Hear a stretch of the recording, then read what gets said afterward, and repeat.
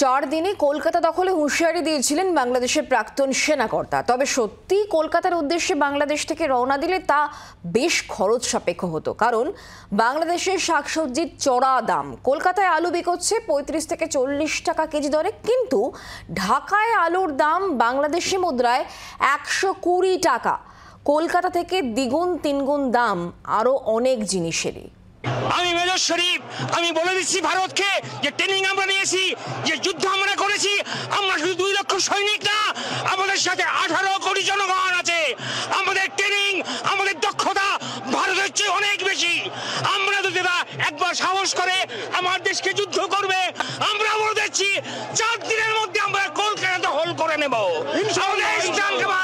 আমরা দখল করে নেব, আসাম দখল করে নেব।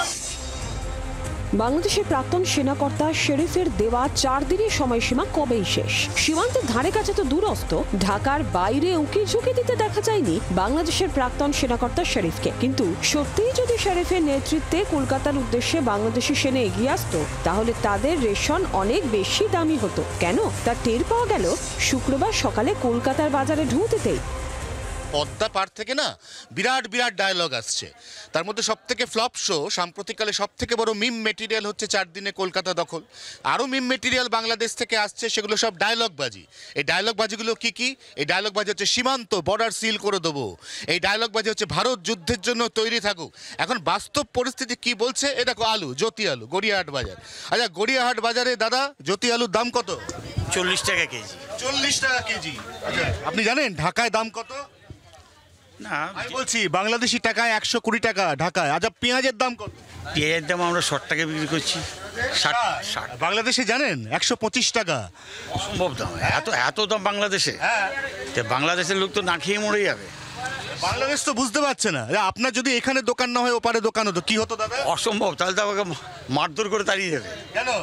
এই যে দাম এত অত্যাধিক, ওখানে 120 টাকা, এখানে 60 টাকা, তার মানে আমাদের ডবল। এটা তো ওখানে তো অসম্ভব, এরকম তো হতেই পারে না। বলছে যে মেরে দোকানদার ভয় পাচ্ছে, বলছে ভাগ্যিস আমার বাংলাদেশের দোকান আমায় মারধর করে দিত। ও দাদা, বলছি যে বাংলাদেশের বাজার দর কিছু আইডিয়া রাখেন, শুনেছেন কিছু? দেখুন, এখানে আমি যতটুকু জানি আলু 40 টাকা। কি কি বাজার হলো? আমি তো এই না সবে বেরিয়েছি আর কি। ওখানে কত দিয়ে কিনবে? ওখানে 120 টাকা আলু। করলা, ওদের যদি ব্লাড সুগার হয়, এখানে করলা 50 টাকা, ওখানে 100 টাকা। এখানে টমেটো 70 টাকা, ওখানে 160 টাকা।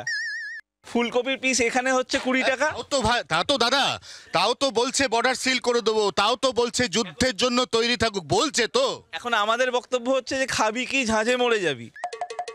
আর দ্বিতীয় কথা হচ্ছে, সব থেকে যেটা প্রবলেম সেটা হচ্ছে, আগে তো গরু পাহারা দিতে হতো, এখন যা ওদের বাজার দর, তাতে আমি অন্তত বিক্রেতা বন্ধুদেরকে বলবো যে আলু, পটল, ঝিঙে, মূলো যা যাবে লুট হয়ে যাবে, সব কিন্তু চুরি। বলছে আলু পটল লুট হয়ে যাবে। ও দাদা, বলছি যে ওরা তো বলছে যুদ্ধের জন্য তৈরি থাকুন, বলছে। কি মনে হচ্ছে শুনে? ওরা না খেলে যুদ্ধ করবে কি? আমরা খাবার পাঠালে তবে তো যুদ্ধ করবে। আমরা দখল করে নেব, আমরা দখল করে নেব। হাল্লা রাজার সেনা, তোরা যুদ্ধ করে করবি কি তা বল, তাই তো? তাই তো, আমাদের খালি পেটে তো যুদ্ধ হবে না। আমরা ভারত খাবার পাঠালে তবে ওরা যুদ্ধ করতে পারবে। এর মাঝেই বাংলাদেশ থেকে মাছের আমদানি বন্ধ করার দাবি তুলেছে Indo Bangla hilsa export import association. সংগঠনটির দাবি, এদেশে পর্যাপ্ত মাছ উৎপাদিত হয়, ঢাকা থেকে মাছ আনার প্রয়োজনই নেই। ক্যামেরায় নমিনী সঙ্গায়নের রিপোর্ট, জি 24 ঘন্টা।